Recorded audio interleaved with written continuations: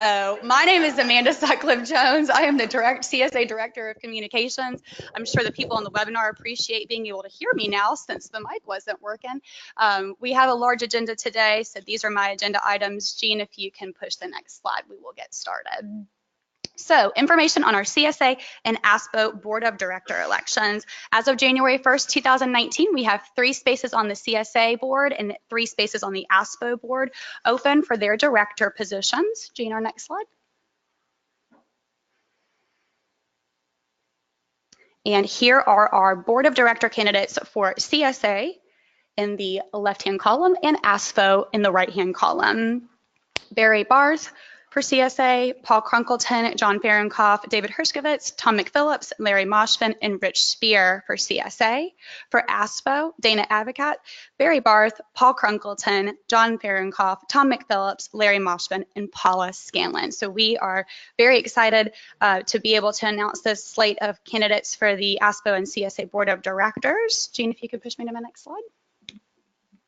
So some important dates to remember. So this Monday was the 1st of October. The deadline to nominate by petition was that date, as well as the date of record, which was set for ASPO as well as CSA. So what does that date of record mean? You must have been a member of ASPO by October 1st in order to vote in that election to receive a ballot for ASPO, which is the Association of Sea Pines Plantation Property Owners. The date of record for CSA means that you must have purchased property by October 1st to be able to vote in this upcoming Board of Directors election.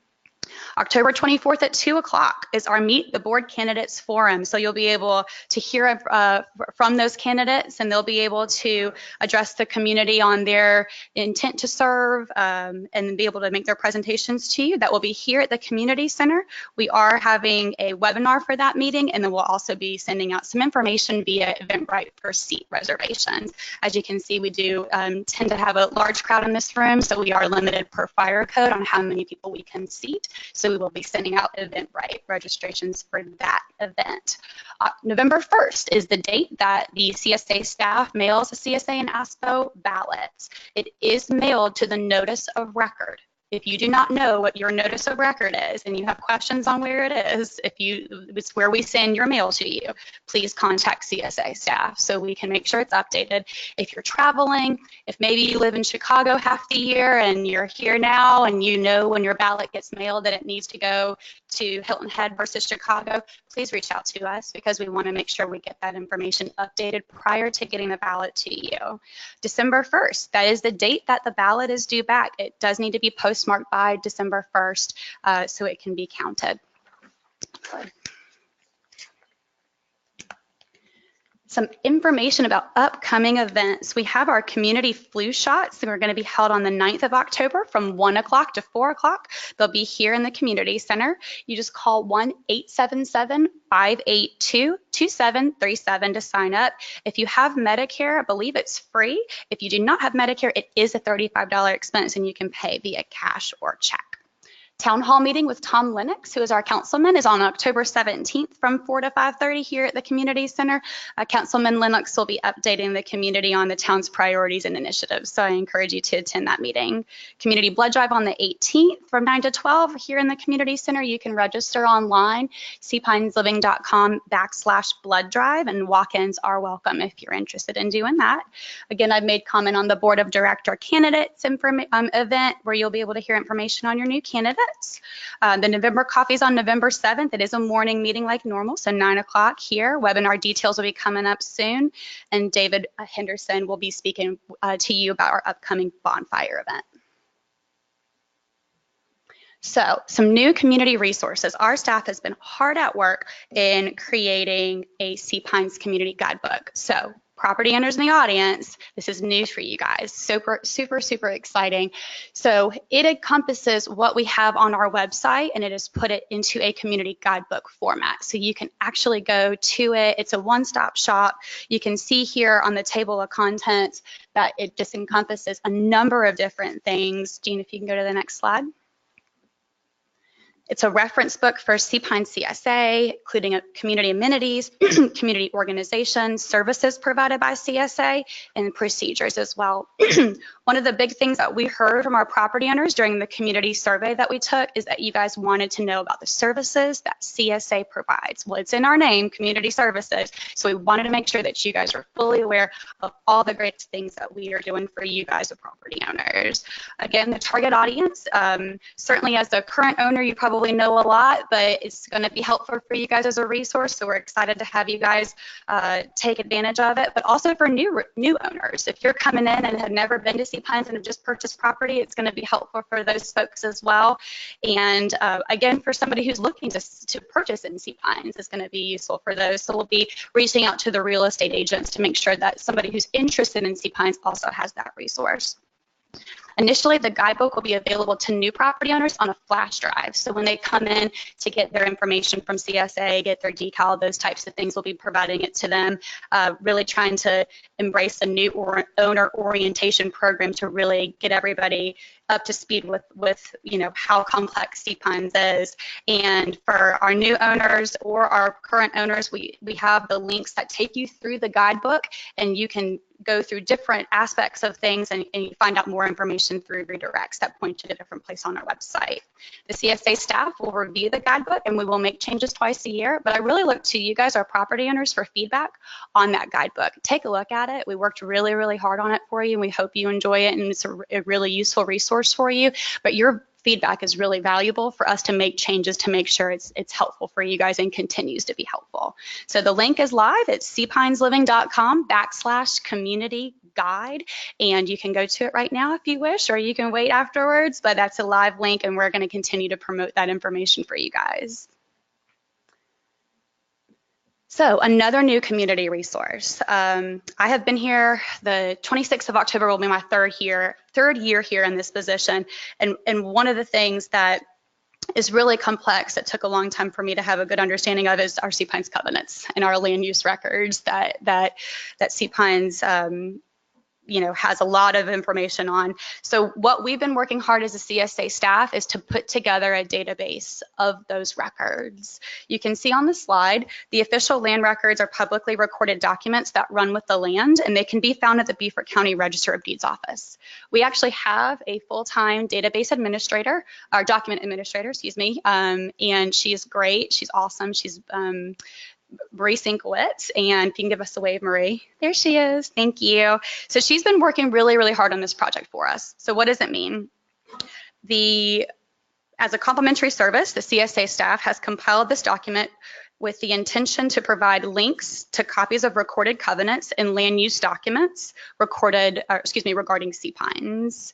The document includes over 900 pages, so it's a lot of information, and these records date back to 1956. So we get calls and requests and emails on a regular basis for copies of covenants and copies of land use records. So what you'll see in this next slide, Jean, is that information that we've been able to compile into one database. This is an example of it. Obviously, when I give you the web link, you'll be able to go straight to it. So this is a snapshot essentially of the index. So you can see deed book in the left-hand column. In the middle column is the page number, and in the third column to the left is the year. So deed book actually means the deed book of the page in the book that lives with the Beaufort County Register of Deeds office. And the slide that we're going to talk about right now shows you how to navigate the document, which is pretty critical because there's 900 pages in it. So to navigate the document, you click on any of the links in the index page, which is the page shown here. It starts at page 2, and you get taken to the recorded document. By enabling the navigation menu, you can use your bookmarks, you can download the page, or you can print it. I would be careful how you use that print function because you might accidentally print 900 copies. I did not do that, but just be careful. And then to return to the index, you select the bookmark to get back to the home page, or you can just go back to page 1. So next slide, Jean.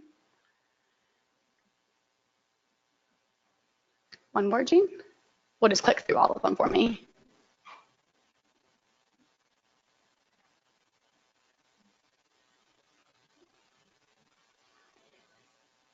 There it is. Perfect. So let's look at it. The red box in the bottom left-hand corner, we'll just take a look at Class B covenants for Lighthouse Beach property. And you can see that once you click on that in the actual document itself, it would take you straight to that page. So you could see that resource right there in front of you, which is awesome.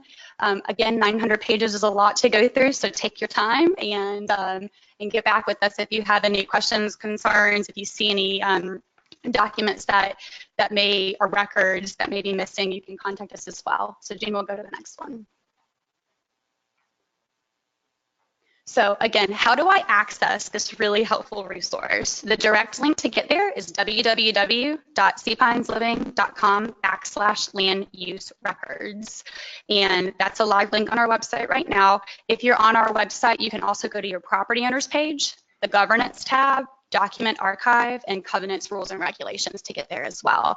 Our staff is continuously working with the Beaufort County Register of Deeds office to recover additional records and to also improve upon those records. Some of these documents from 1956 and 1958 are in microfiche, so they're so impossible to read. So that's really what we're trying to do, is make improvements on these records so we can really make a useful resource for you guys.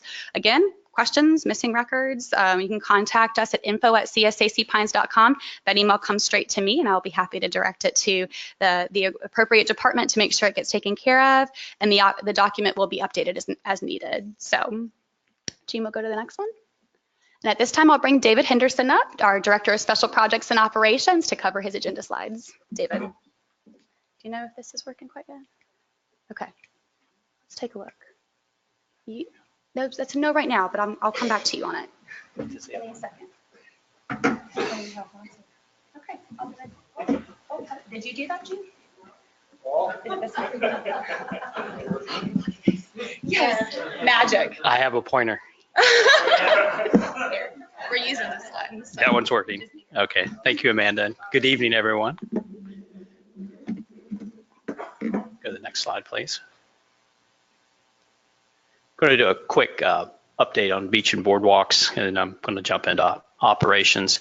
I've talked on and off over the last many months as it relates to the boardwalks, and just wanted to let everyone know that the moratorium on building back new boardwalks is still in place from beach markers 18, which is around the Cedar Waxwing area, and 47, which is canvasback. So it is the majority of the community where the moratorium is still in place.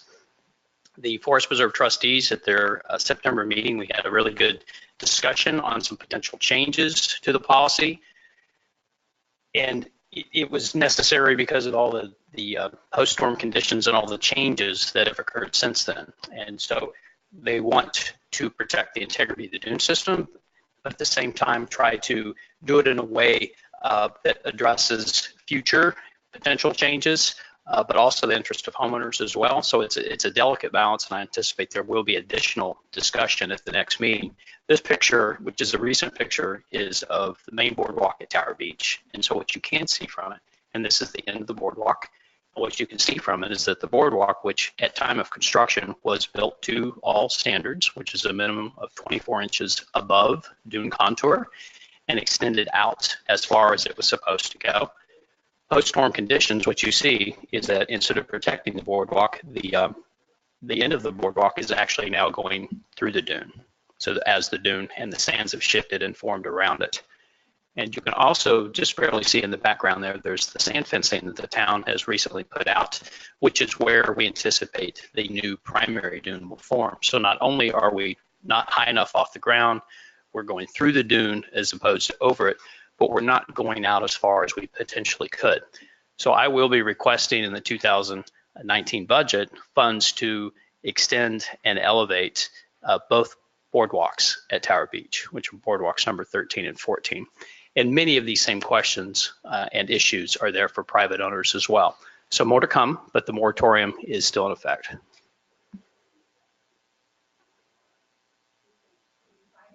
I'll try it. Right arrow. Hey. Is the pointer the center button?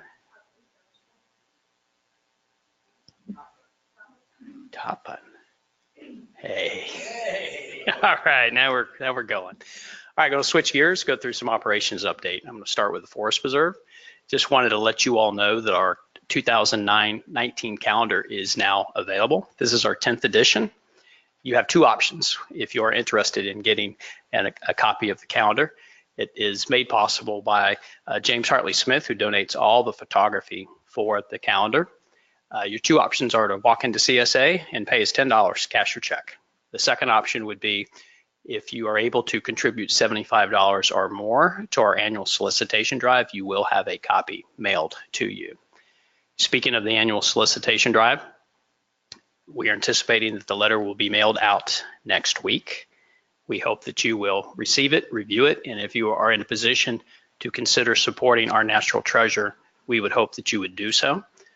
If you do not have a copy of the letter by the end of the next week and you are interested in contributing, please let us know. We do some filtering in that if you haven't given in a while, some years, you may not get a copy, but occasionally there are people that have, and there's been an issue with people wanting to get letters and did not. So by the end of the next week, if you have not seen that letter and you are interested, please let us know and we'll be happy to get you a letter. And to briefly mention about the bonfire, this is our signature event for the Forest Preserve. It is coming up Friday, November 9th from 4:30 to 7:30 p.m. It is $75 a ticket, or you can reserve a table of 8 for $7.50. And we can do math. We do know that 8 times 75 is 600. We do know that, but it is an option that based on feedback we received, we made available. So you're paying a $150 premium if you would go this route, so that you have the ability to have your table reserved in your name so your party can arrive as they need to and when they want to and not have to worry about not being able to sit together. So it is an option that is available for you should you like to do it. Tickets will be available starting the 11th, which is a week from tomorrow. You can pay with cash or check at CSA, or you can go online, seapinesbonfire.org, and use your credit card.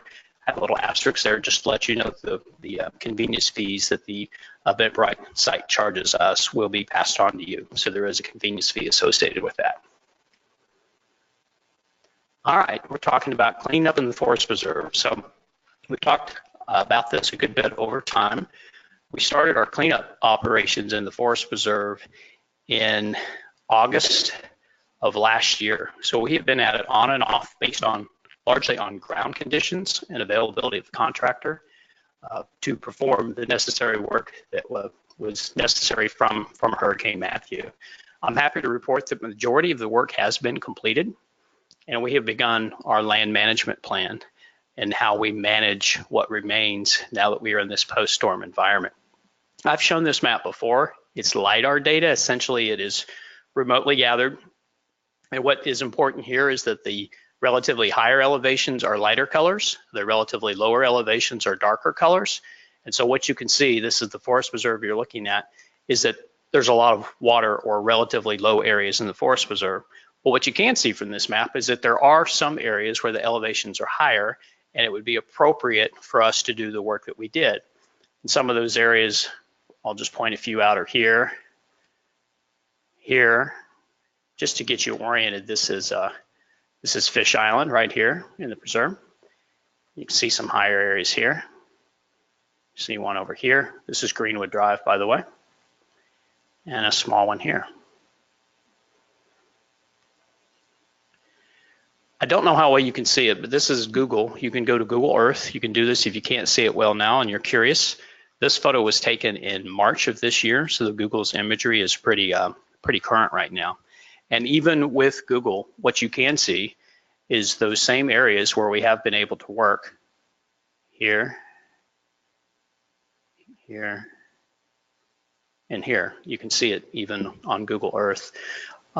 Since this photo was taken, additional work was done over here. So the next time that photo is updated, you'll be able to see that.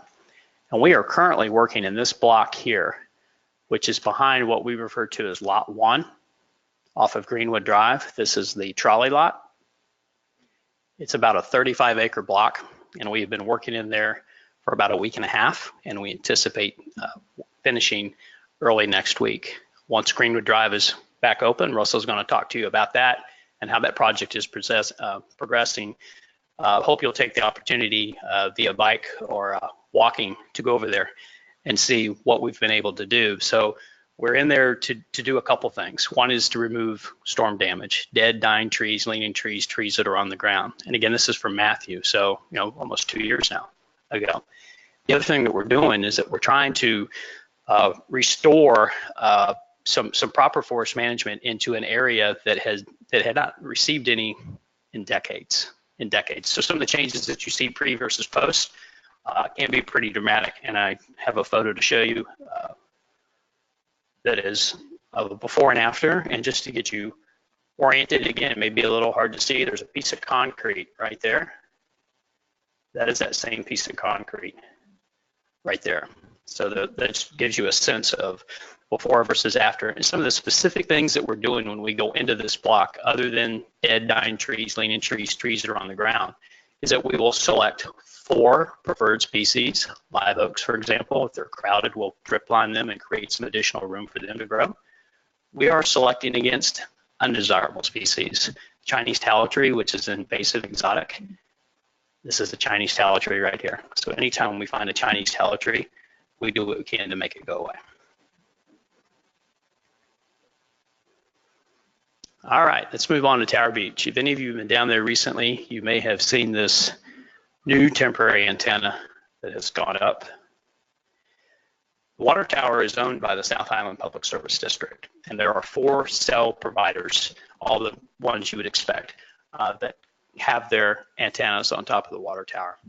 The water tower has to be repainted, the antennas have to be removed. So in order to do that, this temporary tower has been set up. They are in the process now of moving 1 provider at a time from the water tower to the temporary tower. Once that is done, painting will begin on the tower. It's expected to be towards the end of this month. The painting is expected to be finished towards the end of the year, and then they will reverse the process by taking the antennas 1 provider at a time. It takes about a week per provider, and there are 4 of them, back onto the water tower. Then they will disassemble the temporary tower, and they will restore the site. So what that means is that this project is going to be going on until late February, if not early March.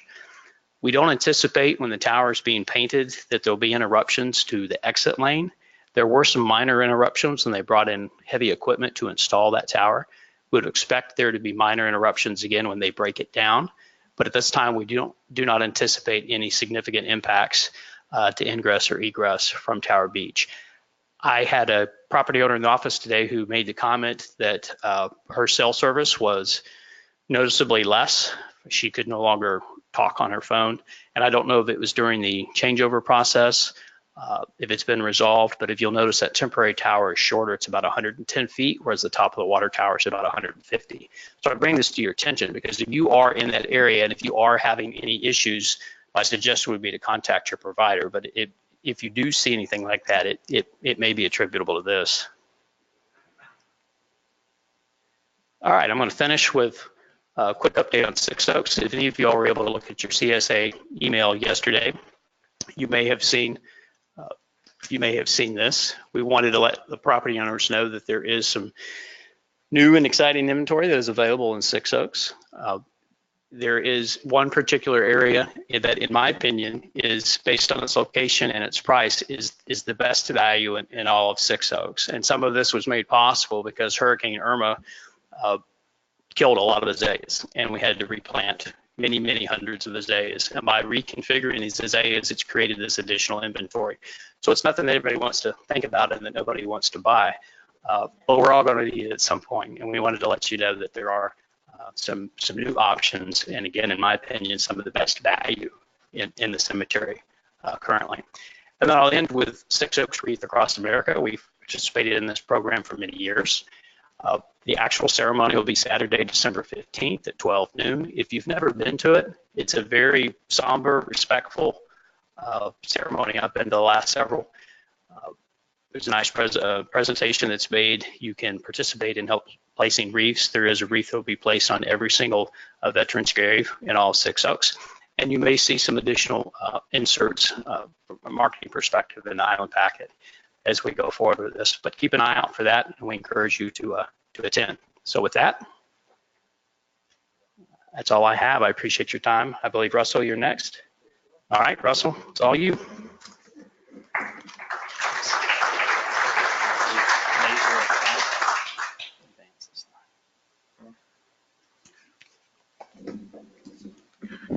Good evening.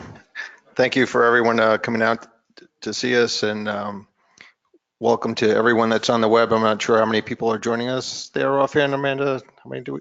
62. Fantastic. So great to hear. I'm going to provide you an update with Greenwood Drive this evening. Toby was actually going to loan me one of his armored vests about a week ago. Glad I didn't need that. We closed Greenwood Drive successfully Monday before, and Toby and I were out there that morning, and Toby says to me, Russell, do you really want to do this? I'm like, oh. So anyway, glad we did, and we're on the way. We're making significant progress, and I just want to say thank you to all the property owners that have given feedback, especially the folks in Club Course. We've received a lot of positive feedback, and also a bunch of really good points that were made about some traffic issues. We did put some additional signs out there. Again, traffic is moving pretty well overall, and with those additional improvements we made as far as signage goes, that was attributable to some of that feedback we did receive. So again, thank you. Regarding the construction, we've removed all the curbing from Club Course to the intersection of Governor's Road and Greenwood Drive, and we've begun milling operations. So all that curbing is actually stockpiled on site currently back in our pit operation, and we'll be bringing in a concrete crushing machine to have that material hauled off the property. Again, on the road milling, has also been completed at this time. In some areas of the road, as you can see, if this actually works, we have to go in with what's called a full depth reclamation in some areas where the road surface is compromised. This Greenwood Drive was built in the 1980s, as I said prior to this. And again, many of these areas need to be rebuilt, especially along the shoulders of the road. Again, all this material as well as been moved off the roadway and stockpiled. So in total, our contractor has removed about two miles of curbing, milled about a mile of roadway so far. And you can see here in this right-hand photo, all these other layers of Greenwood Drive that have been, asphalt has been applied over the years. There's about 2 or 3 more layers in some areas. We milled the top layer off. And again, just wanted to show you that we actually will be milling another 4 feet on the side of the road. As you can see in this photo on the left, try and get this. And we'll be performing this operation starting hopefully tomorrow, and that goes in conjunction with our road widening. The roadway is going to be widened by about 4 feet in total, and that area does compromise pretty much where the existing curb was, which was about 18 some odd inches on each side. So again, the asphalt will extend kind of somewhat just beyond where you saw that rolled curbing and as you're going up and down the road. Drainage work. This project compromises a significant improvements to drainage. That's something that was, when the roadway was initially contemplated, as far as budget goes, we talked, the reserve study and all the forecasts talked about an overlay. Through our engineer, in our hydrology study, we were able to address these issues, identify them. There's about 2,600 linear feet of pipe going in the roadway, 800 feet of which is new pipe, which is really an important aspect of this project, as you don't want to pave and put all this money into it and then come back a couple of years later and have to put new pipe in. And you can see here in this left-hand photo what poor condition the pipe was in under the roadway. In many areas, there was nothing left to the top of the pipe. A lot of this was in the state of potential collapse, especially on the sides of the road. So again, all this aluminum and galvanized pipe was in there since the 1980s. We're going back in with concrete pipe of various sizes. Again, this is a significant aspect of this project, and one of which we're a good ways towards putting all this new drainage pipe in to get Greenwood Drive to perform better during certainly rainfall events moving forward. Oh, I just want to make one other note on the drainage. You know, Michael Tucker will be talking a little bit later about our strategic plan, and I just want to reinforce the importance of this project. Really kind of sets the table for projects in the next 7 years. This project is costing about $2.5 million offhand. But again, it's really important moving forward as this sets the table for the future and allows us to plan and execute further road resurfacing projects throughout Sea Pines. And this will be an important part of moving forward in finding the resources and the funding to make these projects possible. As North Sea Pines Drive, the rest of Greenwood Drive, Lighthouse Road, so on and so forth. Many of our secondary and tertiary roads are in dire need of paving. So again, this is something that's going to go on for the next 20 years or more, and trying to catch up to all the paving that needs to be done throughout Sea Pines. Other projects that we're working on, Audubon Pond and Gull Point roadway improvements, leisure trail improvements. Many of these areas in this, we've removed railroad ties at Lighthouse Road and Plantation Drive. And this is another area that will be removing the old rotted railroad ties along the leisure trail.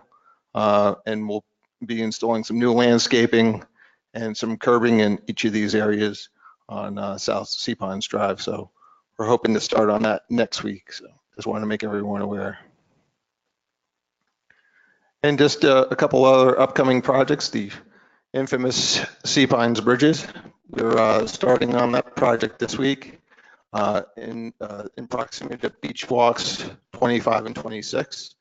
The new timber bridges will connect the leisure trail to those beach walks over that channel along Sea Pines Drive. We'll also be rebuilding the bridge that's on the corner of Greenwood and Sea Pines. And that project should take us about 3 months to complete. Deer Island Bridge, working through some permitting issues there, hoping to get started sometime in October if everything works out. And leisure trail widening, we have another project that's in the queue to widen the leisure trail on North Sea Pines Drive in proximity to the Beach Club to Beach Lagoon Road. Currently working with engineers on the concept plan there. And the flower change out, David, I have to tell you, the flower change out might be more popular than your bonfire event, but anyway, it's flowers will be coming out at the end of October sometime. So more to come on that. So with that, I'm going to turn it over to our Director of Finance and Administration, Ms. Victoria Shanahan. Thank you very much. Okay. All right, I'm going to see if I can work this. Okay. Toby unfortunately could not be here today, but he wanted me to present these slides to you. These are just the numbers for the ridership for the trolley for this past trolley season. You can see here we had 10,756 more riders over the same period last year. Your blue route was obviously the most popular. That's going from Harbor Town to the Beach Club. Your green route is going from Lot 1 to South Beach Marina. Your red route is going Lot 1 to Harbor Town. During the Heritage, we had 1,894 more riders on the trolleys during the Heritage, and the 4th of July numbers are about the same.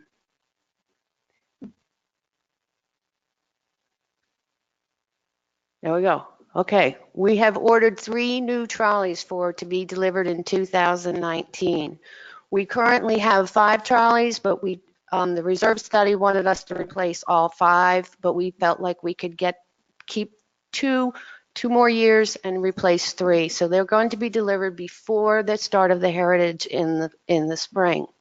The trolleys are a little bit larger. They are now going to hold 30 passengers. Currently, they hold about 24.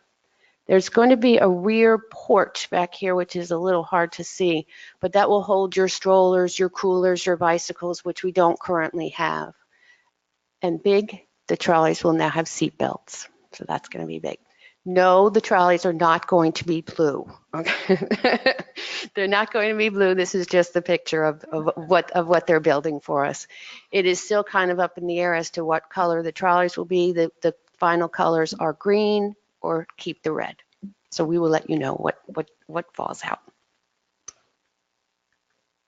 Okay. Now, we always get all these questions about the trolley and how did it come about and where did it start and why did it start? And since Toby's not here, I had to put this picture up in front of you. So this is actually a picture that was in Hilton Head Monthly, and he's doing some modeling of the fashions during the Heritage. So, okay, we're going to go back to 1997. 1997, they were building the conference center in Harbortown. There were some issues there with parking. There was issues there with safety. Okay, there was parking problems, right? So the board of directors said, well, what are we going to do about these parking problems? So they said, well, you know what, let's hire a shuttle service. And this shuttle service is going to run from Lot 1 to Harbortown and also to South Beach. All right, that's great. How are we going to pay for it? They said, okay, for the months of July through September, we're going to raise the gate fee from $3 to $5. And that $2 is going to pay for the shuttle service. So let's see how we did. In 1997, shuttle cost us $184,000. Increase in the gate was $196,000. We made $12,000. Okay, now we're moving to 1998. We still got some parking problems down in Harbortown. So they decided, okay, well, we're going to try this again, but instead of July through September, we're going to do May through September, and we're going to increase the gate fee for those months from $3 to $5. See how we did. We brought in an additional $333,000. The shuttles were $237,000. We made $96,000 profit. Okay, now, January of 1999, this shuttle service was such a big success that the board of directors voted to let's implement this new gate fee, not just during the summer months, but for all the months and for 5 years. Okay, and that would be reviewed at the end of 4 years. See how we did. I'm not going to read all these numbers, but clearly you can see here are our expenditures. Here's the revenue that the increased gate fee brought in, and here's our excess, which goes into the general fund at Sea Pines. October 2003, this was working out so well, they extended it for another 5 years. Okay, let's see how we did. Again, trolley expenditures, additional gate fee, and you can see these gate fees going up. We got more and more traffic coming in here, and you can see that's our excess.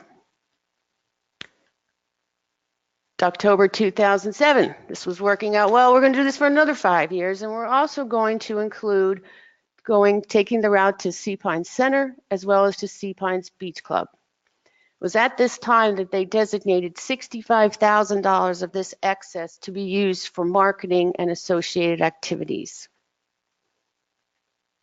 Okay, we did for another 4 years. All right, here's our expenditures. Here's our additional revenue. Here's our excess. It was in 2010 that the vendor that we were using to provide these shuttle services went out of business. So we used another vendor. This vendor brought in trolleys that were diesel. Okay, I don't know if any of you were around at that time, but they were smelly, they were loud, they put out black smoke, and there was a lot of complaints about it. So in September of 2011, after a big financial analysis, we decided to bring the trolley operations in-house, buy our own trolleys, staff our own trolleys, trolley drivers, at a potential cost savings of $800,000 over a 7-year period. They like the cost savings, the better managerial control, a more aesthetically pleasing vehicle, and reducing the amount of property owner complaints. So let's see how we did. All right, the first 2 years, 400,000, additional gate fee. So we're making a little bit more money. And there's our Sea Pines trolley. December of 2013, the board of directors voted to increase the gate fee effective April 2014 from $5 to $6. 60% of that dollar was, so 60 cents of the $1 went to the CSA infrastructure and general fund, 20% went to the marketing and trolley lot, and 20% went to indirect dredging costs. Okay, so here we are. Trolley expenditures. Look at that gate fee revenue going up. These are our budgeted 18, and there's our excess. You're talking between $500,000 and $600,000 a year in excess. That's all paid for by that gate fee. In summary, since CSA has brought the trolley operations in-house, has brought in additional gate fee revenue of almost 6.6. We spent 3.2, an excess of 3.388. Yearly average brings in, the total cost of the trolleys is $458,000 in average, leaving almost $500,000 per year in excess revenue that goes into the CSA general fund. I know there have been a couple other differing numbers about how much actually the trolley costs. These are numbers that are coming directly from our financial statements that get audited every year by an independent CPA that comes in and looks at these numbers. These are the factual numbers. Okay. All right. Thanks, guys.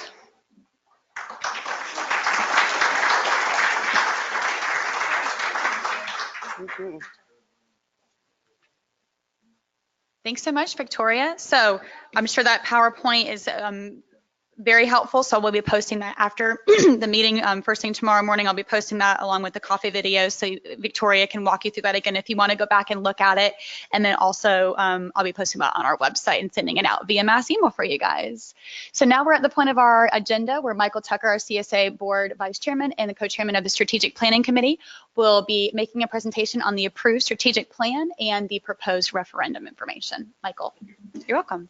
So again, you're going to push this button here to progress forward on the slides. Right. How many of you heard the presentation that Brett Martin made at the board meeting last week? Talked about this.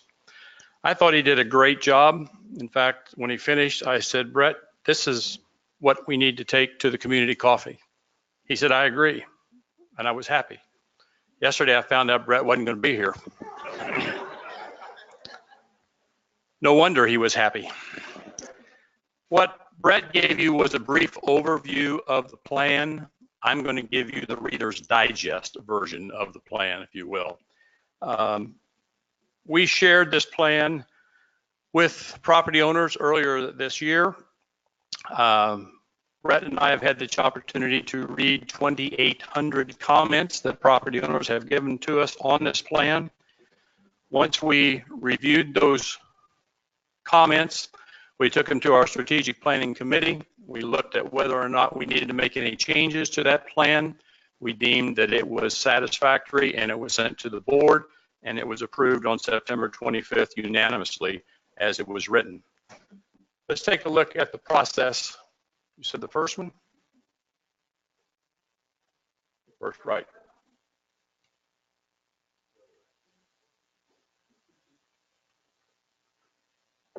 The adoption and approval of the strategic plan has been completed. Let's talk a little bit today about the need. We'll talk a little about where the money goes. We'll talk a little bit where does the money come from. We'll talk about referendum. We'll talk about the educational process and the opportunity for you to give us feedback. And what do you think? Because we'll ask you your feedback before we take this to the public for approval. It's important to know that any referendum has to be approved by the Sea Pines Resort. So once we get the feedback from you, the CSA board and the Sea Pines Resort will agree to go forward, and we will either revise or rethink the plan, but we believe this is a solid plan that allows us to go forward. Then it will go before the public, that's you, to approve this plan in its final form. Let's take a look at what the strategic plan had to offer. First was to develop an inclusive form of governance that equitably reflects community contributions, financial and otherwise. Make sure I find my notes from Brett. We want to continue our efforts of making sure we've got communications going and coming that you feel included as a property owner to the process.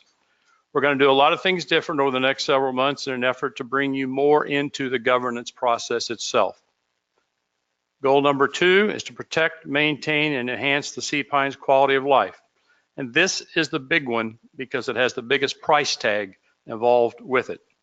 And unfortunately, some of the expenses you and I don't actually see because the problem is below ground, as Russell was talking about, and as a result, not thought of very often.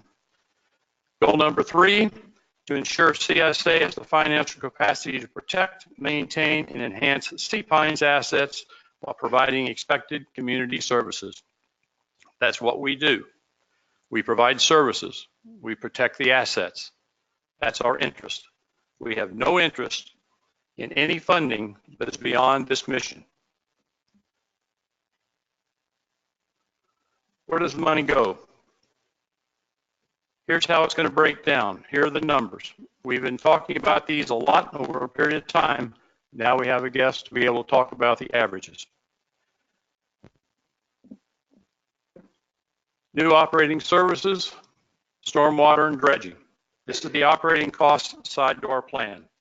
Some of you may have seen this in the past when we've talked about our stormwater survey presentation. That presentation told us for the next 20 years, we would be spending approximately $1.7 million more to fix our lagoons and our waterways. You will see that through this process, we think we can get a large majority of this work done internally with assistance from the town.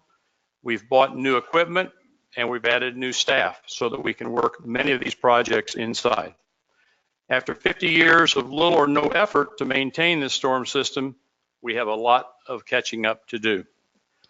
This plan has already begun, as I mentioned, with new staff and new equipment. We've begun dredging the silt and the other organic material that has been settling in our lagoons and flowing into our underground pipes. We also need to replace and repair some of the embankments on our lagoons and our channels. Over the years, these have eroded and settled into the lagoons and pipes and need to be built back to protect them from further erosions and sedimentation. We have an active lagoon system. It is tidal. So when that tidal force comes and in and out, we erode. And we've been eroding for 60 years, and it's time we begin working to correct that deterioration. Because this hasn't been done over the years, the accumulated years of neglect have made this a very, very large project. Maybe another 20 plus years to complete. Sea Pines and our stormwater system is over 50 years old, and because these systems are out of sight, I think historically they have been also out of mind. Tree storm repairs. This is another new one. Some of you will remember we were told after Matthew that these problems would be extensive and long-lasting. We have lingering tree issues caused by Matthew. Those people that told us that were absolutely right. We now have a very large tree problem. Shortly, we'll be making a full arborist presentation to you on the extent of this problem. It will involve some of our legacy trees as well as overall tree health. But for now, we're going to be talking strictly about the safety perspective of our trees. We're going to be talking about the places where you walk, where you ride your bikes, and where you drive your vehicles. That's why the focus of our tree efforts right now are on safety more than anything else. Technology upgrades. We are entering into the early stages of improving our information technology services. I can assure you this has not been a high priority for us in the past. Building a platform that will take us into the future and help provide you with an up-to-date technology service, information, and operating systems is an expensive process, but it will help us understand our gate, our security, our communications, and our accounting process. One of the things I learned in joining this board 4.5 years ago is how our finances were calculated. Many decisions historically were based on we think. Over the last couple of years, with the addition of Victoria and her staff, the board now is in a position to be able to know rather than think about our financial future. That is critical for the spending purposes that we have to undertake. You may have heard about new passes and new decals that will help us identify how often and when commercial vehicles are coming in and out of Sea Pines. It will help us better understand the true value of our pass system. These expenses will allow us to better manage our community as to who is using our roads, and are they appropriately proportioned out from a cost perspective? What is the frequency of usage by all vehicles inside our gates? While we've got some basic and fundamental information today, our new systems will take us into the future, not only on how we look at our operations, but how you stay informed about what we're going to do and have done so far. Communication improvements and upgrades. As we continue on our path to a more inclusive form of governance, in Goal 1, we want to make sure that we're able to share information and provide access to meetings for all. Technology has opened up new doors for us to enter, and we need to step through those doors and provide much more inclusive governance for Sea Pines. At our board meetings, it'd be great not to have to pass 3 microphones amongst 17 people. At our board meetings, it would be great to have cameras that we can broadcast to those people our meetings without them being in attendance. 40% of properties in Sea Pines are second homes, 30% are rentals. We want to reach all property owners, whether you're here or abroad. I can tell you that we spend an amazing amount of time trying to communicate, and to communicate properly, accurately, and on a wide variety of information. It takes the CSA staff a lot of time to publish accurate facts. It takes more time to produce accurate facts than it does for others to post or publish opinions. Major projects, equipments, replacements, and improvements. Roadways. You heard Russell talking about Greenwood. We have our next 7 years, every major roadway, including this year's Greenwood Drive project and last year's Plantation Drive, to either repave or renovate going forward. We've got some significant issues, and there are roadways that we need to fix. I used to say to people, why are you doing Greenwood? That's what we would hear. My comment was always this: if you drive Greenwood Drive prior to this construction, no car in front of you, no car coming at you, and looked off to the right side, you would see slits in the side of Greenwood, big slits, and they grow wider every year. That's why we had to take the $2.7 million that Russell's talking about and put it into effect to fix the Greenwood. We all know about our homes. The longer we delay fixing them, the more expensive it becomes. We've kicked the maintenance and infrastructure can down the road long enough. We're not going to do that anymore.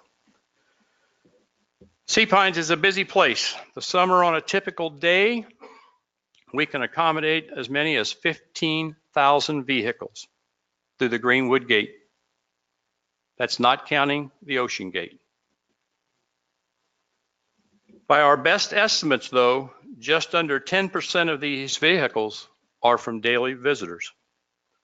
Underneath and to the side of these roads, we have major stormwater infrastructure that is in need of major repair, as Russell has indicated. So when we do these projects, many of them will be more complicated and costly than just repaving them with an overview of asphalt. Although few of these roads will need to accommodate the kind of traffic that Greenwood does, we do anticipate additional cost. So no let up of major roadway projects over the next 7 years. And beyond that, we start all over with many secondary and tertiary roads. As Russell indicated, we could have taken Greenwood Drive and just put more asphalt on top of it. History tells us when we do that, we come back in and repave it every 6 to 7 years. The project we're undertaking on Greenwood Drive today indicates we don't have to come back there for possibly 20 to 25 years. That's an investment of our money that helps us save in the long run. Let's take a look at stormwater and dredging. As I stated earlier, we have significant obstacles in front of us with our stormwater systems. You don't want to build a road and then go dig it up and put a pipe underneath of it. So doing these in conjunction with the other projects is critical for us in the long run.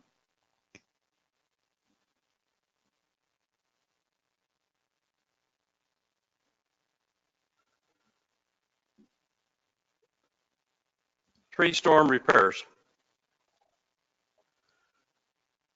That's an average over the next over the next 7 years. That's a wrong mistake. I back off of that one. I'm rereading that the wrong way. Gate to reconfiguration.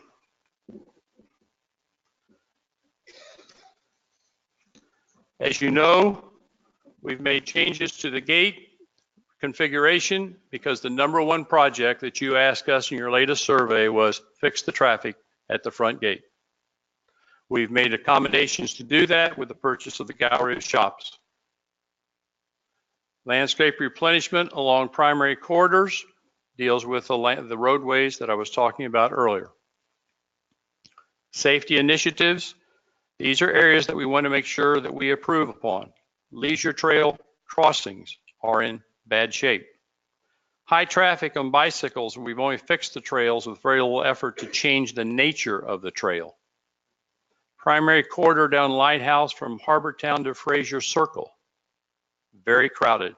We would like to add a second leisure trail on the opposite side of the road. Reserve study, $1 million a year is what we have to do in addition to what we have identified the roads over the past 7 years. This allows us to face the unexpected issues ahead as we go forward. So that's the cost, $5,498 million a year for the next 7 years. What did I say? Well, it's just a number. It's just a number. Where's the shortfall? Our current average funds available, including the new gate fee increase, brings us annually revenue of $2.927 million. As I just showed you, over the next 7 years, we need $5.5 million. That leaves us an average shortfall of almost $2.6 million.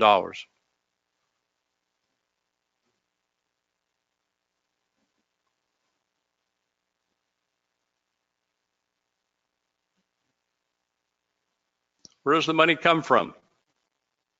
1997, I don't know if you can see it on that far side, residential assessments made up 72% of our income. In 2016, made up 53% of our income. And the reason we show you 2016 as opposed to 2017 is because in 2017, we increased the cost of our commercial passes. That number is in there as a total.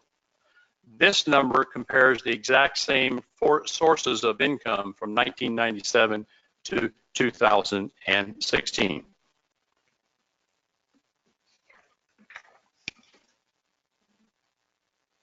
Where do you stand with residential assessments against your neighbors? Leamington pays $29.31 a year. Windmill Harbor, $28.20. You can read the numbers. Sea Pines is 1,050. This is where we are in assessments relative to anyone else on the island. Notice where we are. We're at the bottom of the list, and we think that's a strategic advantage to stay there. And the intention in our referendum initial terms will be to stay right there. Hilton Head area transfer fee communities. Who has a transfer fee? How many of you have been to Hilton Head Plantation Spring Lake Complex? 98% of that was paid for by the real estate transfer fee. Unlike what was posted a couple of years ago by a gentleman in this community that said it was a special assessment of property owners, that was not true. When it was brought to his attention and asked him to repost, it never happened. Proposed referendum initial terms. Here they are. Sea Pines Resort in this plan, with Steve Birdwell sitting on Brett and my strategic planning committee, has agreed to increase their annual assessment by 50%. The commercial tenants, with Mark King representing the commercial, agreed to an assessment fee increase of 100%. The real estate transfer fee for all property owners, residential, commercial, and resort, 0.5. In Mark Griffith's letter almost a year or so ago, when he talked about the real estate transfer fee, he said in that letter it affected all real estate sales. There are those in the community that said it was only going to be for residential property owners. That is not true. If Sea Pines Resort decided to buy the building we are standing in today, they are very much aware they would pay 0.5% as a real estate transfer fee. Property owners, that's you and me. 29% increase, moving your assessment to $300, up by $300. Statistically, we wanted to make sure that the resort, that the commercial, and the real estate transfer fee increases, as well as the increase in the gate fee, was a higher percentage increase than what we as property owners are asking ourselves to take on. Let me remind you, this is a very big community, and we own approximately $5 billion worth of its assets.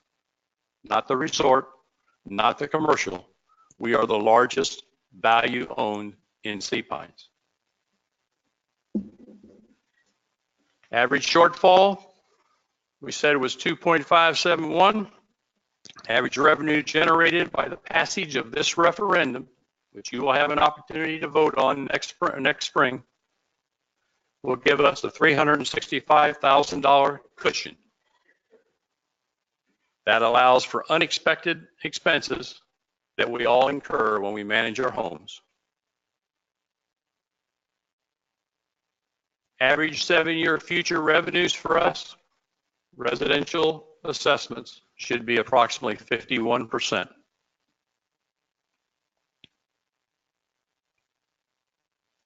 If you vote in favor of this referendum, you are still going to be the second lowest annual assessment on the island of Hilton Head.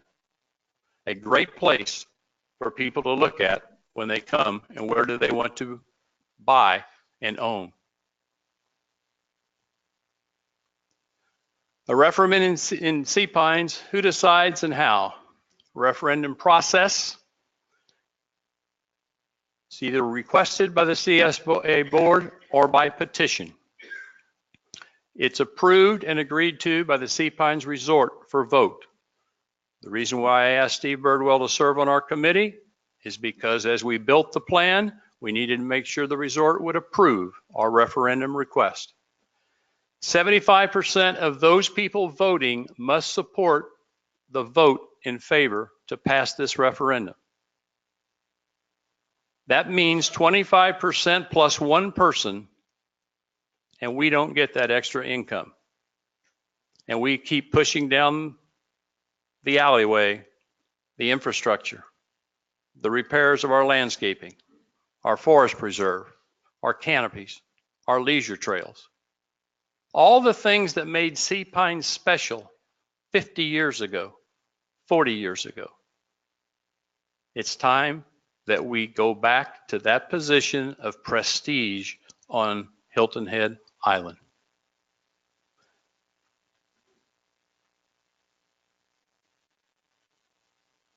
Process. It's planned, has been approved. I've given you the reasons. I've given you where the money is going to go. I've told you where it's going to come from. I've identified the referendum. We plan to educate you over the next several months on every element of this referendum. Why we need the money, how it's going to be spent, where it's going to come from. And then we're going to ask you, what do you think? Are you in favor of this or not? Do you want to step to the forefront? Or do you just want to be another aging community? Because that's the path we've been on for the last several years. The CSA board and the Sea Pines Resort must agree to go forward. We anticipate that vote to be sometime in the first quarter of 2019. There's the reason, folks. We need to make up that shortfall.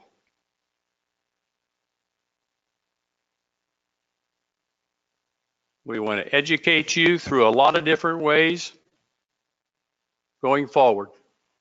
Emails, community videos, direct mails, community meetings, website, community surveys. We want your input because without you, we don't make any of this happen. My committee, Brett's committee, we have spent 18 months developing a plan that we could get approved by the resort. A plan that makes up for a lot of past oversight.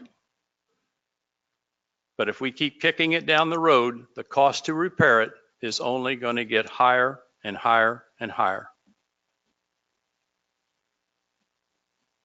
Thank you.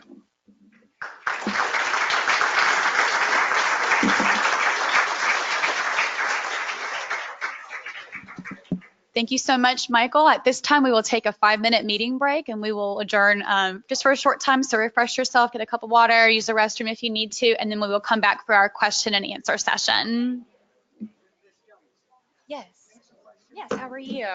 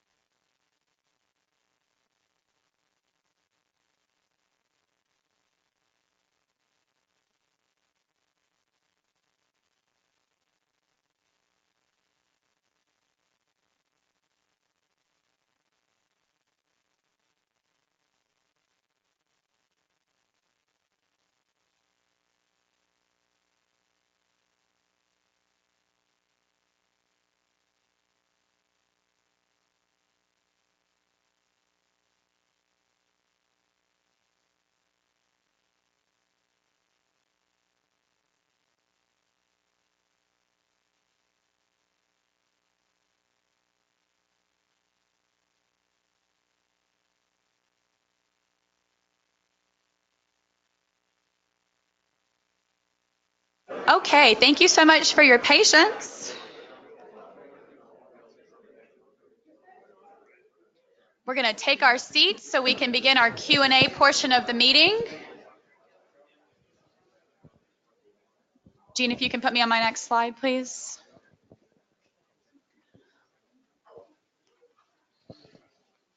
Perfect. So just to reiterate, we are running a webinar as well. So to make sure the folks on the webinar know this, if you are interested in asking a question via the webinar, these are your resources. The Ask Questions button has just appeared. Is that correct, team at the computers? Gotcha. Perfect. So if you're on a webinar on your cell phone, it'll come up on the right-hand panel and you can ask a question. If you're on via tablet, desktop, any of those resources, you'll be able to see that button there as well. So you can type the question in. We do ask that you stick to a specific question so we can ask it to the presenters, and we'll do our best to address those. And at this point now, for the audience in person, we'll be running the microphones. David over here on this side has the mic, and Marie over here on this side has a microphone. So we'll take questions and just make sure that you speak clearly into the microphone so those who are attending via webinar can hear you. Identify yourself. Good afternoon, Sue. How are you? Hi, Sue Amke. I have two questions. The first one is actually for David, wherever he went. He's right over there. I would have taken a bite of a There cookie. you are. David, do you want to come to the microphone? There were a group of us down at Tower Beach a month and a half ago or something, and there was a birthday party set up in the dunes. People had set up furniture, they had lights, they had a boom box and a table, and it was in the dunes, you know, and they said they had a letter that gave them permission to do that from CSA. I'm aware of no letter that would do that. Just if any of you would ever see anything like that again, please, if there's a question, just call security and let them check that out. They would have been able to reserve the facility, the pavilion, but as far as being in the dunes, that is nothing that we would ever do, and it's a new one to me. But thank you for letting us know. Yeah, Kathy asked them. Then the second one is for the referendum. The $300, that is one time, or is that yearly?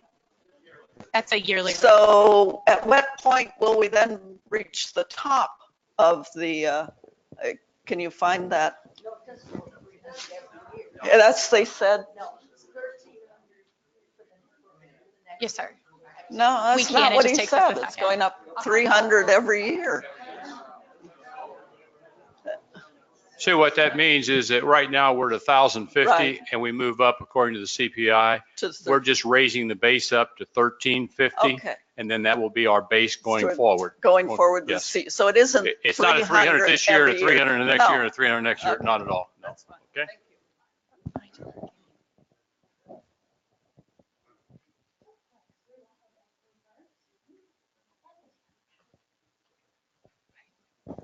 Hey, how are you? Very well, thank you. Eleanor DeSole. I noticed on the costs coming forward, an arborist for $107,000 and tree mitigation for $488,000. When I drive down Greenwood Drive even after they've torn it up, and you're going towards the CSA building, all the new trees that have been put in on the right, from my perspective, and I'm not an arborist, but it looks very heavy in there. We've put in a lot of oak trees. We've put in a lot of palm trees. They will eventually grow and they will push each other out. Is the intention every time we start doing tree mitigation that we're going to plant that much material to fill in? It's a great question. I'll look to Russell or to David to comment on the tree project in Lot 4. Is that correct? Okay. Yeah, I'm happy to address that for me. Eleanor, how are you? Good. Just regarding the tree mitigation, we did want to, in that area, we did consult with our landscape architect, and we did, in that particular instance, want to vegetate that area a little heavier due to the proximity of the homes and to the trolley lot. In general, tree mitigation, when we're out there removing a tree, obviously we're going to follow the town rules but that area was densely vegetated. And again, due to the proximity of the homes, we did want to form a very dense barrier in that area.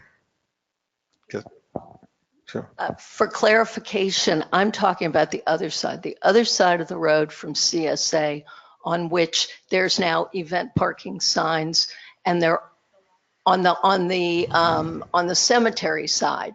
on the cemetery. Yeah, on the cemetery side. That's correct. I understand the homes on the opposite side, but I'm talking about the cemetery side where there are no homes. There's open area for parking, particularly to support the heritage, but it's very, very heavy in there. In my opinion, I could be wrong. Does anybody else?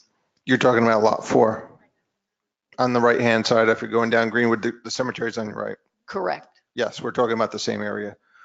So again, we did consult with our landscape architect, and we did make a decision to try and plant heavy in that area. Again, the proximity of the homes right behind that trolley lot there.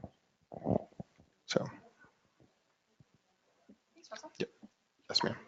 Oh, hang on, hang on, sorry. Do all the plantations have a real estate transfer tax? Thanks for your question. So the slide that we showed did have the breakdown of who in the local Hilton Head Island community area did and did not have real estate transfer fees. I don't have my notes right in front of me, but I believe 3 of the ones we showed, 2 of them, thank you so much for 3 including us, correct, because we do not currently have a real estate transfer fee. So that slide in the presentation that Michael just made will be presented and posted publicly as well, so you'll be able to see that information. And it seems as if when the cost of the gate goes up, it doesn't seem to harm the admission into our area. Victoria, do you want to, I mean, from the numbers that. So is there a reason why we can't go up another $2? Why? Do you, Michael, address that question.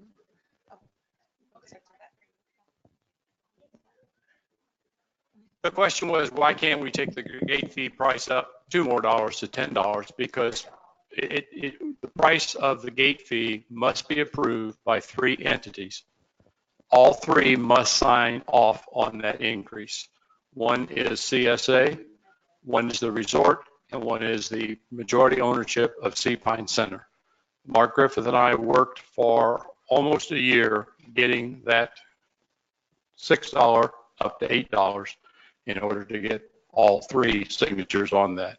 What we were able to do was get from $8 and a platform for getting us to 9 and a platform to get us to 10. But when you have an individual organization that does not support that ride, you have to go with all 3, not 2 out of the 3. That's why.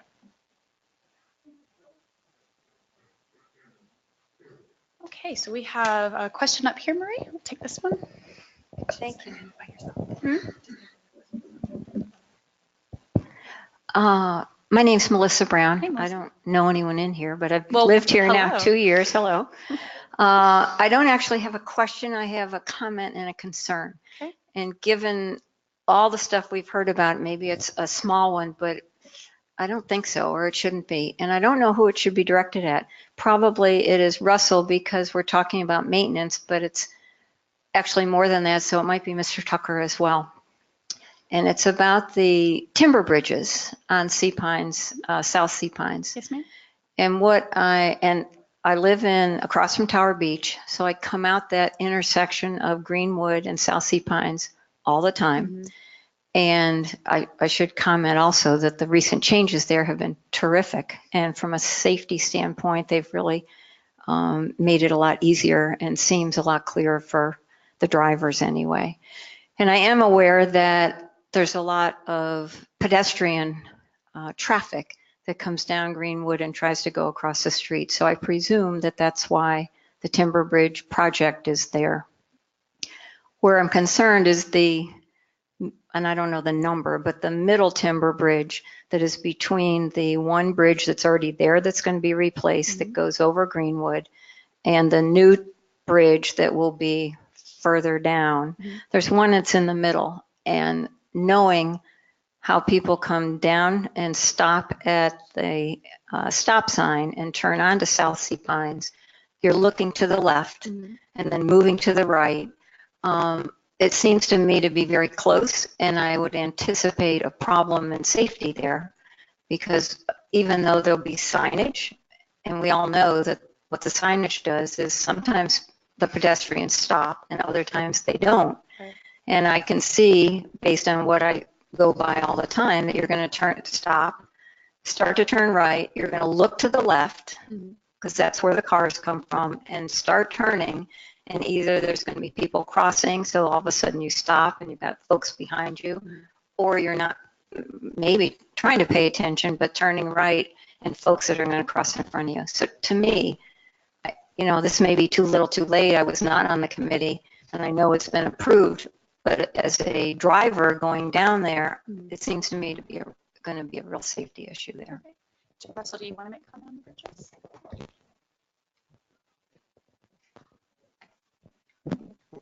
Firstly, appreciate your feedback. Thank you. We have been working with our engineer for quite some time on this project. The recommendation to put these timber bridges in came out of our Safety and Security Committee onto our MAMP committee. With that, we are also installing stamped crosswalks along with these bridges, along with the signs. The concept was to get folks out of this intersection and down onto the leisure trail to further improve public safety. So that's the goal of the project. I do understand your concern about, being at that stop sign. The railings on the bridges are open, we made a conscious decision not to have a picket railing on the bridge and to have a horizontal steel cable, so you could actually see any pedestrians that are on the bridge before they ever get to the roadway. So again, those are the things that we have designed into this project to further improve safety. So I'm not sure if that full. I understand most of that, or all of that. I guess I just disagree after driving there. I don't know if your engineers drive there all the time, but I am concerned that there will be some problems with the pedestrians going across. We'll continue to monitor safety in the So it's in the more area. the location. Okay. In my view, should be just a little bit further from that intersection, or to reconsider. But I understand the thought behind it. I just disagree with it, and I'm worried. Well, thank you. We have a question back here, Maureen, if you could, or David, could you grab Dana?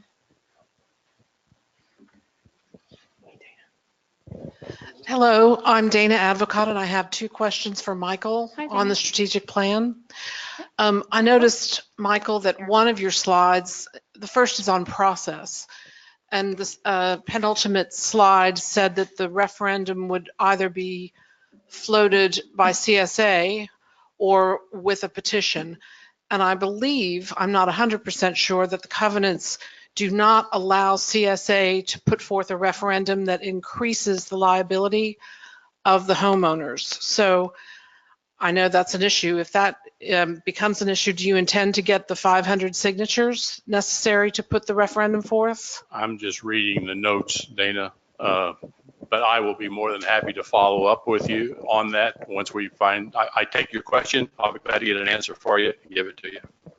The second question I have, I think you know that several different groups have proposed different financial approaches to raising funds, and I just wondered if the Finance Committee or the group that decided on the strategic plan funding considered alternative methods of raising money, for instance, rather than a long-term tax to address the immediate problems, for instance, short-term assessments. And I'm just wondering if you could fill us in on that discussion. I think you're referring to the financial plan that we just received very shortly, not too long ago. And if that's the case. Yeah, that, and also other people have said. Well, we have looked at all ways to pay this shortfall.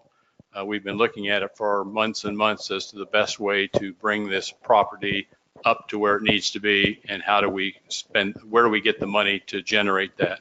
We just received a plan. We are looking at that. We do not have any comment on that at this point in time. But we're always looking at any way that we can to be able to generate the necessary revenue and spread the cost as much as we can. We're all property owners that you elected to serve on the boards. We get the same cost elements that you get. We don't like to increase our expenses anymore, and we like to increase your expenses. So we look at all forms of revenue capability, and we are looking at the new plan that came forward, but we haven't had enough time to evaluate it and make a comment on it. Thank you. Thank you, Michael. Other questions? David, we'll go over here, please. Good afternoon. Hi, Hey. I'm Steve Kite. Just a question related to the referendum. I think, do we know at this point in time what what covenants the resort is going to want to change, or is it going to be the same thing that was proposed? Or is there any differences, or do we just not know? Michael, would you like me to cover that, or you want to cover it? Well, I need you on the mic if you wouldn't mind. I'm so sorry. Otherwise, nobody else hears that on the webinar. If I understand your question, give me your question What again. covenant changes is the resort? The resort going to pays request? 0.5% No, right now. remember last time there was the issue of expanding the Inn at Harbor Town? Not on the referendum Okay, at all. so that's not All the thing involved that's on this the time. referendum relative to the resort is they're agreeing to go from 0.5 to 0.75. They're Okay. increasing theirs by 50%. The Harbor Town, the tennis courts, the Lawton Stables, none of that's involved with this referendum at all. Okay, that's the question. Thank you. I'll stay here. Hello, Michael, can I ask you a question? Regarding the assessments, the $300 assessment, you have three types of homeowners. You have the ones that live here permanently, the vacation homeowners, and the people that rent their properties, right? Correct. So the people that rent their properties can pass the fee on to their tenants. So shouldn't they sustain a heavier burden than the full-time homeowner or the person that has the vacation home regarding assessments? I don't know too many. Well, I don't rent, so I don't know what renters do with regards to their annual assessment. I don't know how many of them take that number and divide it into how many weeks and somebody else pays that assessment. Well, it's part of the cost of maintaining a property for income. You know, you deduct your expenses against your income, so they can absorb the cost a lot better than a vacation homeowner or a full-time resident. All I know is that for 5,890 property owners, regardless of what you do with that property, the covenants are going to charge you whatever the assessment fee is going to be. Yeah, but I think that's a little bit disjointed as far as fairness goes, because like I said, it's easy to move that cost over to somebody else. I understand. We'll go over here. Oh, yeah. Ron Thomas. Hey, how are you? My question is $300 increase enough? Did you all cut things out that we're only going to be the merely average community and we're not going to be the premier that we need to be? Property owners would be shocked at the number of people who have asked that question to CSA and have sent notes in to Brett. Only $300? And I know that's people who own $225,000, $250,000, $275,000 villas, et cetera, think 300 may be too much. But the reality is we've had more people surprised we're only asking for 300 than we've had people complain about 300. The reality to your question is, Ron, we've taken amenities out of the strategic plan. We've taken a lot of things that we wanted to put in that we had in that plan at one time. This strategic plan is about needs. It's not about wants. Do we have a $365,000 surplus at the end of the year if all those numbers come forward? Well, how many times does that happen when we do our household budgets? But the reality is this is a strategic plan simply about needs, not about amenities we'd like to add. Once we get the property infrastructure repair replacements done, then we may very well be down the road the capability of adding additional amenities that property owners might want. We'll look at that. I've got a couple members of my strategic planning committee in here right now, and we meet in January. In January, we look at what has happened since this plan was approved in September. Our strategic planning committee will meet every 6 months. Brett and his staff will make a presentation to us to know where we are against where we thought we were going to be, because we're holding that staff accountable for this strategic plan. We have the capability in January or in July to make changes to that strategic plan that we would take to the board for approval. And our job on the strategic planning committee is to monitor and make sure we're sticking to that and add things to it as we find the need to do. Thank you. I hope that you would consider looking at a further increase in the future. I think it's important to add the amenities that I don't think we have the ability to do it specifically for any one homeowner, but if you're interested, I'll see. I'll see if we can't get that covenant change made for you. I just have, I'm Alan Nelson. I just have a quick question on the trolley. That was very impressive that all the costs are brought in by the gate fees. My question would be, are any of the commercial entities ponying up for any of the trolley expenses? Because it seems to me 90% of the people using the trolley are related to the commercial entities here. Residents aren't using the trolley, but we're paying 100% of the cost of it. No, the visitors are paying 100% of the cost of it. Okay, but the gate fee is being paid by an individual, not the commercial entities. Correct. So if the commercial entities are benefiting pretty dramatically from the trolleys, should they not be ponying up to some extent for the maintenance of the trolleys? That's your opinion. The trolleys are funded 100% through that gate fee increase. I understand that. But the property owners don't pay any of that. Let's get you a mic, Dana. Dana, let me oh, sorry.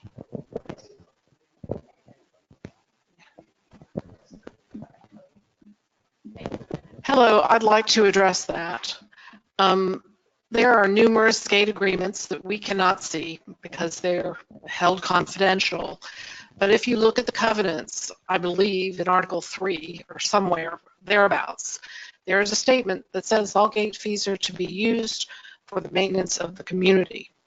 And so I do have to agree that with that question, because those gate fees should not just be used for the trolley. They should be going into the community fund. They are. The trolley, I don't believe, is the community fund. The trolley is now managed by, is it a separate corporation?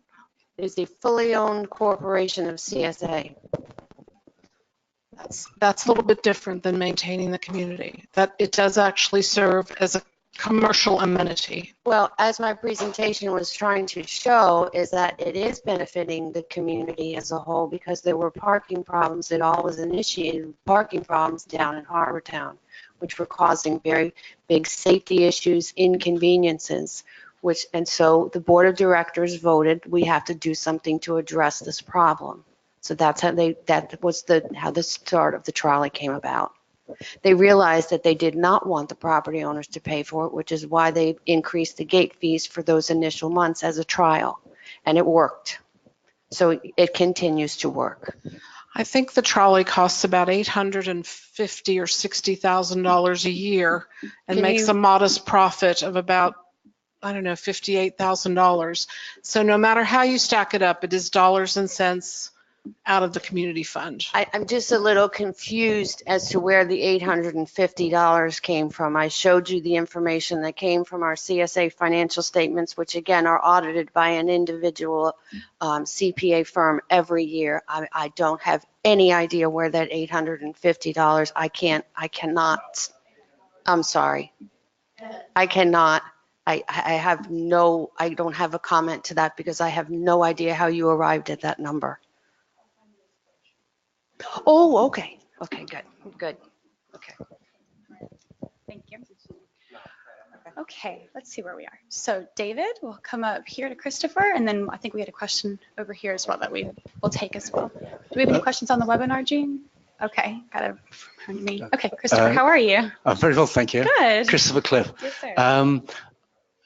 Michael, if it would any help, the question that Dana raised, the answer lies in Article 5, Paragraph 5.8. CSA is prohibited from calling a referendum which increases the liability of any member. Just so when you're doing your research, I'd look there if I was you. What I'd like to say is that I think Sea Pines benefits from having a strategic plan. The concerns I have is that a lot of us put a lot of effort into responding, and you had 2,800 replies, I understand. And what I think I've heard you say today, that you and Brett reviewed each of those 2,800 replies, but that feedback has not been in turn fed back to property owners. You went on to say that you were satisfied with your August the 11th strategic plan, and that went forward to the board. I think out of courtesy to a lot of we property owners that have tried to participate in the process, we should have seen some of that feedback. And I think it's a discourtesy to ask for feedback and then not actually to report on that feedback. But my real question, that's the comment, my question actually is that the strategic plan for Sea Pines is a great idea. I've looked at the August 11th. I went through that very carefully. I've looked at the September 25th, which Brett had just recently published. I've sat through 2 presentations, one at the board and one today, and nowhere can I find a contribution to the strategic plan in terms of their aspirations and their ambitions from either the resort or the Sea Pines Centre or Salty Dog and the South Beach Marina. And I think actually a strategic plan for Sea Pines needs to have a contribution in there from them. Otherwise, there's a great deal of uncertainty whether you are indeed raising enough funds. I'm assuming there's no question there. Is that correct? Well, the question is, are you going to seek input from the resort, Sea Pines Centre, Salty Dog, South Beach Marina, and the other commercial business? There's nothing in there at the moment that is remotely attributable to a contribution from them. Let me address that in a couple of ways. Number one, Brett and I selected representatives from the commercial, from the resort, from property owners, and from the CSA board so that we had a broad spectrum input. Let me also share with you that at every turn after we looked at those 2,800, we took that to the standing strategic planning committee, and we gave the summary to that committee, who all had those copies of those inputs. So Brett and I weren't the only ones that passed that on. The committee was given the opportunity to look at that, and then that committee voted to pass it on as it was, because the number of comments that came in, there were not sufficient numbers to change anything in the structure of that strategic plan. And for you to suggest that we didn't get input into the plan, Mr. Birdwell was on that committee. He had the opportunity to participate and put into that strategic plan things that were related to the resort. Mr. King had the opportunity to put things in there from the commercial. He sat on that strategic planning for the purpose of representing commercial. And property owners were in there for the opportunity for property owners. There are a number of people who have complained about things, about the way things are done in terms of us feeding back. We do not feel obligated to tell every property owner when we buy a pencil. We were elected to make decisions on behalf of all of the property owners. One of the things that a lot of people don't understand about serving on the CSA board, when you are elected as a Class A director by property owners, Class A directors have the responsibility to make decisions on behalf of the entire community. We are not elected. Barry Barth is a property owner and a Class A director. David Borghese, same as myself. We are elected to make decisions on behalf of all interests within Sea Pines. ASPO board members are elected to make decisions exclusively for property owners. ASPO in 2016 was given the right to challenge and enforce the covenants. Prior to that, ASPO did not have that capability because in order to challenge the covenants, you needed to be a property owner. ASPO as an organization does not own any property. In 2016, the CSA board granted the rights to enforce the covenants to ASPO. They are revocable. We can pull them back. But the point I'm making to you is that we as CSA directors, elected by you as property owners, we don't just vote on your behalf. We vote on what's in the best interest of the entire community. Michael, what has any of that got to do with my question? Because you are I'm trying. not understanding what you're talking about. I'll tell you where it comes from. It comes from the fact that you're suggesting that we don't reach out and pull people into. No, I haven't suggested that at all. What I've asked for is you had 2,800 comments on your August 11th publication. Pardon? July. Well, actually, on my download, it says August 11th. Well, the anyway, line, and all I'm saying, Michael, is all I'm asking for, there were 2,800 comments. It's inconceivable that there wasn't a positive contribution amongst that towards your proposals. And all I'm saying is, for people to really be encouraged to continue to provide feedback, they need some response, not just to bury them. I'm not suggesting that you should accept the 2,800. I'm not suggesting that you should change your plan because of the 2,800. I'm just suggesting that a proper way to deal with feedback is to actually let the people that have taken the trouble to give you feedback know what sort of feedback you had. But I have asked, and I'm asking again, the resort, as a questioner pointed out, has in mind some quite substantial investments, which they've deferred. We all know that. The Salty Dog and South Beach Marina, a significant commercial operation within Sea Pines. There's nothing in that plan that reflects any action by CSA in response to an aspiration of theirs. And it could well be that you are under costing what is actually required to deal with all stakeholders' aspirations within Sea Pines. And unless you take on board all stakeholders' aspirations, you haven't got a strategic plan, in my opinion. And that's the end of my rant. Let me just make one comment to that, and then I'll leave it as such. Those entities that you talked about are self-sufficient. They're not owned by CSA. When you take a look at the Sea Pines Center parking lot, they paid for that, not CSA. So the resort pays for their stuff. Thank you.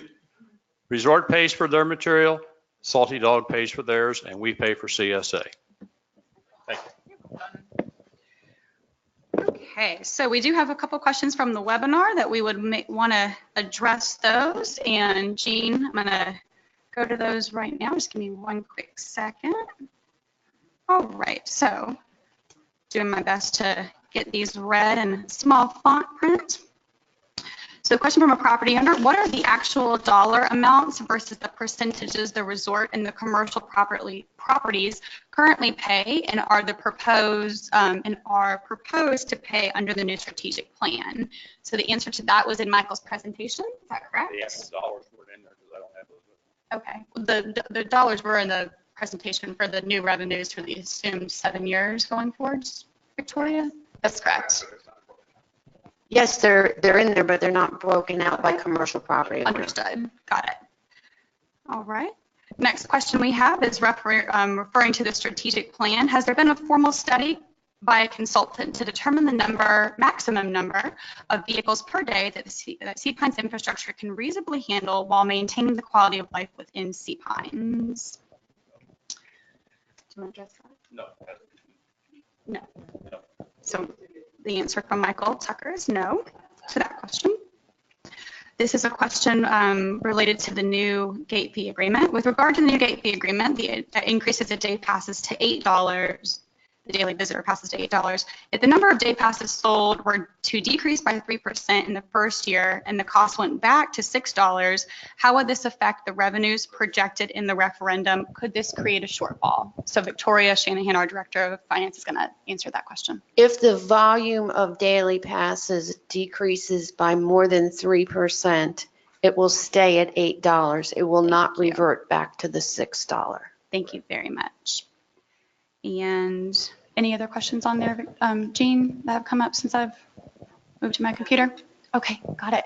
Any other questions in the audience? Brian, get you a mic. Thank you, Marie. I got a real simple one here. Okay.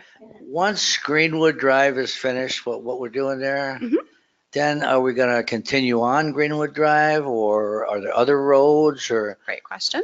I will let Russell Fredericks, our Director of Maintenance, address that question for us. Russell?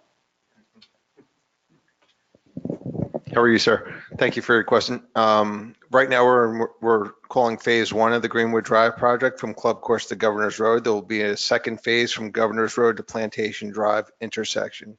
Beyond that, we do have other roadways in future years. Sea Pine Circle back to Club Course is in our budget for next year as a project.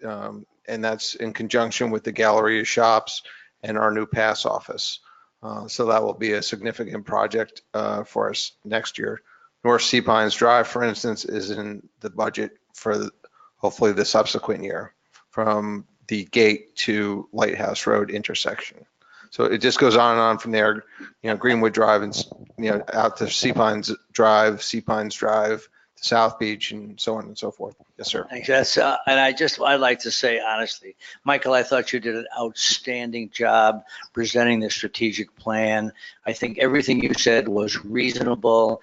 And I think that this organization, CSA, its leaders, everybody, you are more open and visible than any organization I've ever been associated with. And I appreciate all that you do. Thank you, Brian.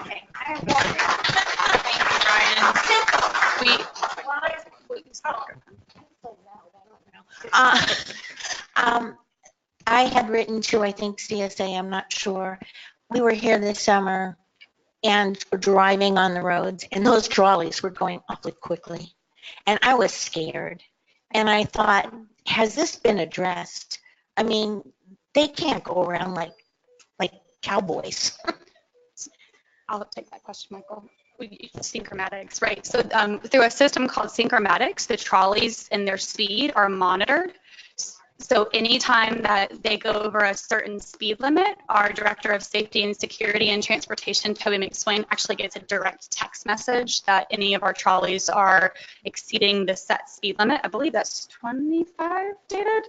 It depends on the roadway, but again, if they're exceeding a speed limit per the roadway, they are immediately notified to our Director of Safety, Security, and Transportation.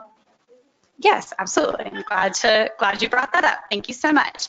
We do have a couple, just 2 more quick questions on the webinar, and then we will be able to adjourn. So give me 1 quick second to get these pulled up for us. So this question is actually for Russell. So Russell, I'll read the question and have you help me with it if you wouldn't mind. Give me 1 second to get it over there. All right, so this is about the new project over on the Audubon Pond Gull Point Road area.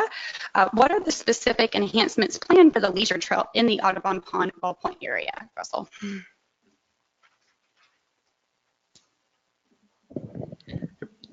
Regarding the enhancement there, we are removing all the old rotted railroad ties that have been there for probably the last 30, 40 years. We're removing the outdated landscaping. We'll be installing some new landscaping in the area, installing some rolled curbing along the edge of the road. Generally speaking, it's a landscape enhancement project. We're not widening the leisure trail or anything like that in those particular areas. So just essentially it's to beautify the area along Sea Pines Drive. So. All right. Well, if we don't have any other questions, that adjourns our meeting. We have one way back in the back. This will be our last question. All right. Last question, and we'll wrap up since we're getting close to that 2-hour mark. My name is William Grand. Hi, William. Real quick question. Yes, sir. What is the projected ETA for the completion of the front gate? Do you mean the roadwork The project? improvements, no, the traffic flow issues? Okay, good question. Gallery of shops comment? Okay. Okay, do you want to take it? Okay. I think it will be dependent on time and resources. We are selecting an architect now, and I think it is the intent to complete that process before the end of the year. And then there will be, again, subject to available funds, then we will go through the architectural process and the engineering process. Any type of activity up there during the summertime would be an issue with traffic that's up there. So I think it would be theoretically possible that you could see activity up there later next year. As a person coming in and out of that gate all the time, it's probably one of the biggest sore points that any member of this community has. I don't understand why there's even an issue of funds. It should be brought right up to the forefront. Well, there are other, in addition to funds, there are other approvals from other property owners that will be required in order to implement the conceptual plan that the CSA board has approved. Specifically, we're talking about Publix and the Sea Pines Resort. So there are some additional, resort's been very responsive, and I think they are in agreement with our approach. Publix is a little bit more problematic in getting the dialogue started and getting responses in a timely manner. But we do have additional permissions in addition to money to be able to move the plan forward. Thank you. All right. Well, we appreciate everybody attending. Thank you to those who were able to join via webinar. We appreciate you attending, and you guys have a great afternoon. Thanks.